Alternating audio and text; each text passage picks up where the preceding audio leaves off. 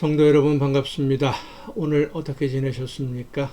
이번 한 주간도 하나님의 은혜 가운데 하나님이 기뻐하시는 귀한 사명 즐겁게 감당한 복된 한 주간이 되셨을 줄로 믿습니다.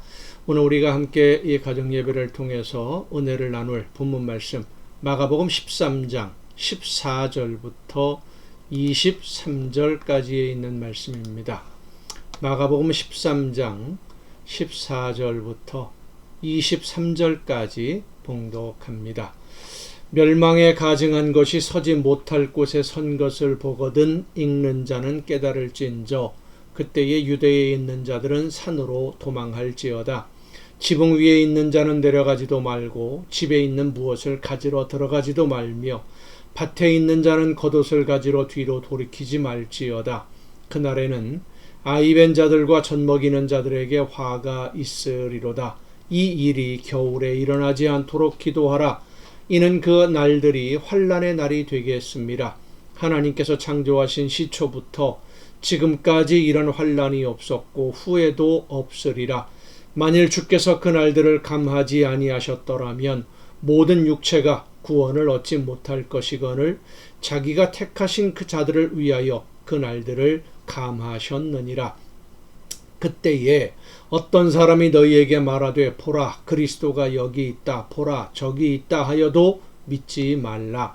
거짓 그리스도들과 거짓 선지자들이 일어나서 이적과 기사를 행하여 할 수만 있으면 택하신 자들을 미혹하려 하리라. 너희는 삼가라. 내가 모든 일을 너희에게 미리 말하였노라. 아멘. 제자들이 예수님에게 자랑하던 예루살렘 성전은 70년경에 시작된 유대인들의 반란을 진압하러 온 로마 군대에 의해서 완전히 파괴되었고 그 이후로 이스라엘이라고 하는 나라는 역사에서 사라집니다. 제2차 세계대전이 끝나고 나서 다시 독립하기 위해서 전 세계에 흩어져 있던 유대인들이 가나안 지역으로 지금의 이스라엘 지역이죠. 그쪽으로 모이기 전까지 그들은 나라 없는 민족으로 세상을 떠돌게 됩니다.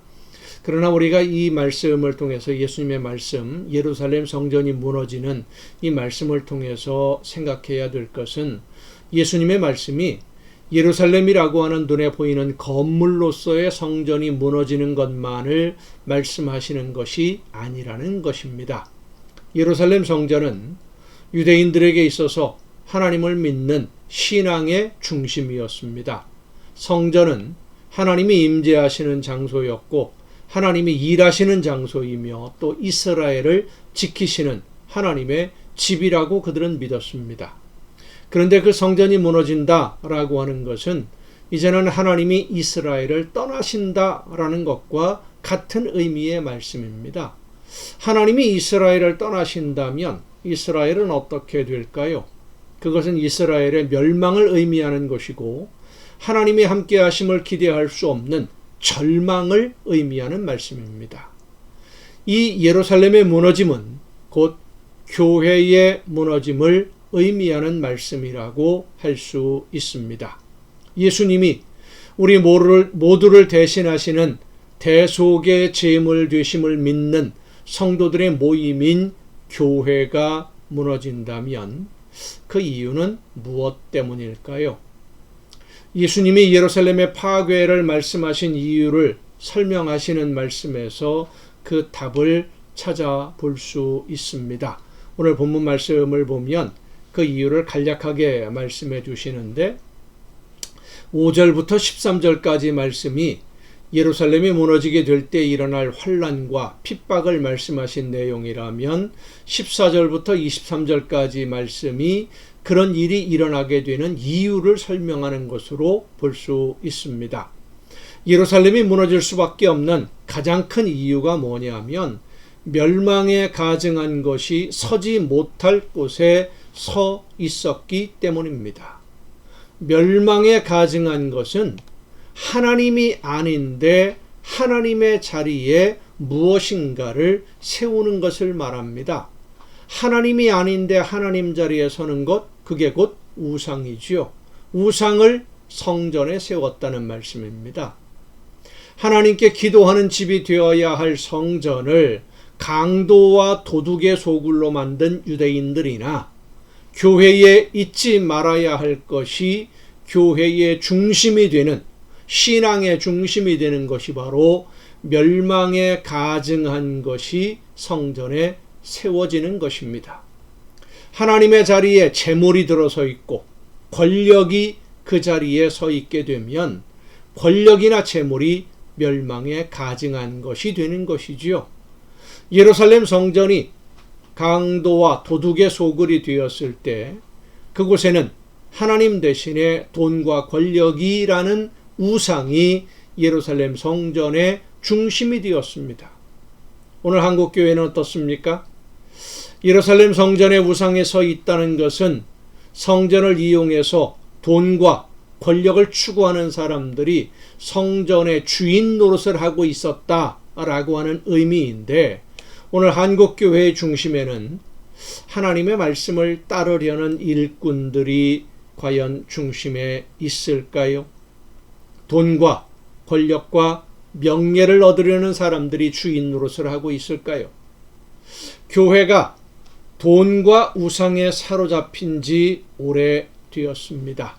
이제는 그것이 당연한 현실처럼 되었고, 성도들이 신앙생활하는 목적이 부자가 되고 건강해지고 사업이 성공하고 자녀가 잘 되는 것, 다시 말해서 이 세상에서 잘 먹고 잘 사는 것이 신앙생활의 목적처럼 되어버린 지가 오래되었습니다. 기복주의가 되었고 무속이 판을 치는 교회의 모습들입니다.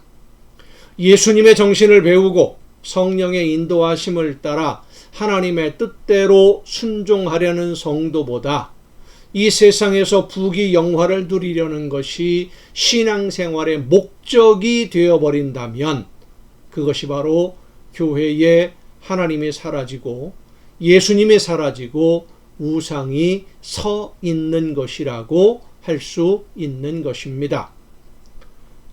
이 가정예배에 함께 하시는 성도들은 그런 생각을 가진 분이 없을 것이라고 생각합니다.